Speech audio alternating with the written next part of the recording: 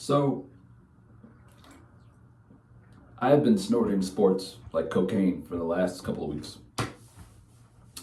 and I've taken a brief pause now, and I realized that story with Bud Light and Dylan Mulvaney and crazy people on the right shooting beer cans.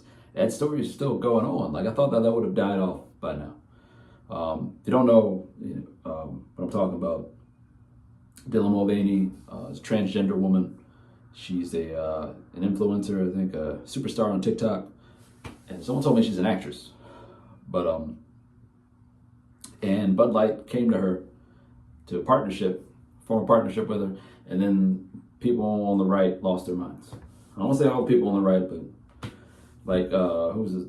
Kid Rock was the one shooting cans. Crazy. Now, to be fair, I support Dylan Mulvaney. I support her, but to be fair, it was an odd choice by Bud Light to do this. Just marketing wise, it's weird. But I really want to know, like, what was the logic behind it. Like, I can't think of what it must have been. Some sort of like Jesus moment where they some light bulb went on and just Dylan Mulvaney, sure, why not? I mean, not that beer. I mean, there's a beer here in Baltimore. It's called Natty Bo. If you don't know what I'm talking about, check it out. Look it up. Natty Bo is the dude with the big head, the big mustache. He's got one eye. Now that would have been a perfect beer, I think, for Dylan Mulvaney to be on. You know, you have one side of the can, you got Natty Bo guy. You know, on the other side of the can, you got Dylan Mulvaney with her face on it, and it's perfect. That would have worked, I think. I don't know, she doesn't strike me as a beer type of person. She strikes me more of a vodka person. It's one of them flavored vodkas. Put her face on one of them cans or something like that. But Bud Light, it was weird. But the part that I want to focus on is her faith. The video that I saw recently, because she had taken a break. And then I saw the video that she posted more recently, I guess. And apparently she's Catholic, or she grew up Catholic or something like that. But regardless, she brought up her faith and said that she's trying to hold on to her faith in the midst of all this river of hatred coming her way with all this. And there are people who say, well, they don't understand the hate. I understand the hate. I disagree with it. Greatly disagree with it, but I understand it. Because it's a certain people group. Now, we know how that people group is. The Kid Rock people group, right? We know that the Kid Rock's people, Trump's people, are gonna react like children, right? Like hateful children. So I feel like this should have been expected. It reminds me a bit of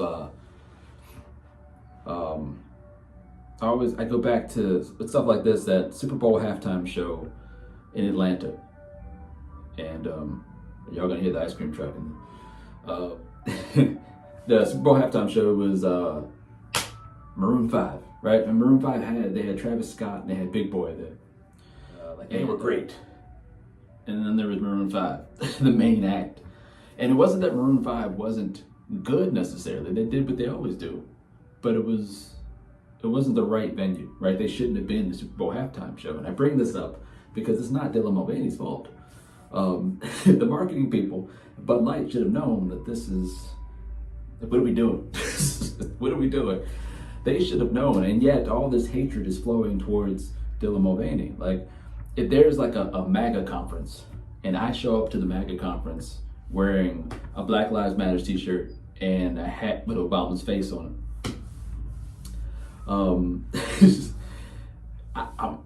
something bad's gonna happen to me, and it would be my fault. And I disagree with any circumstance like that happening. But it would make sense. I'm saying I understand the hate. I get it. It's stupid. It's so like the worst parts of humanity, the worst parts of us as a society right now. But I understand. And honestly, I think that Bud Light owes Dylan Mulvaney an apology, a public apology. 2 reasons. 1, for this error in judgment. But 2, if they're going to go that route, then they need to be 100% behind her. They should have foreseen this coming and totally supported her, even more so with all this backlash. They should have been prepared for that and just, they're going to support her. Instead, they ran away as far and as fast as they could. And that's what's so disheartening. So not just the crazy people on the right, the Kid Rock people and the Fox News people, just looking for an opportunity to tear down the transgender community, but also Bud Light, right?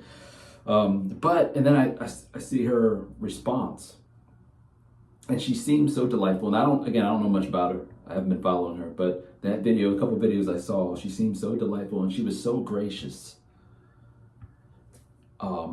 And dare I say Christ-like in her response to all the hate. I have a little scripture here to read. This is 1 Peter chapter 3, verse 8. Finally, all of you, live in harmony with one another. Be sympathetic. Love as brothers and sisters. Be compassionate and humble. Do not repay evil with evil. Do not repay evil with evil or insult with insult, but with blessing. Because to this you were called, for so that you may inherit a blessing. And goes on, for whoever would love life and see good days must keep his or her tongue from evil and his or her lips from deceitful speech. They must turn from evil and do good. They must seek peace and pursue it. They must seek peace and pursue it. For the eyes of the Lord are on the righteous, and his ears are attentive to their prayer. But the face of the Lord is against those who do evil. Now, on one side, you got Dylan Mulvaney being gracious, trying to cling to God best she knows how to, and just live her life.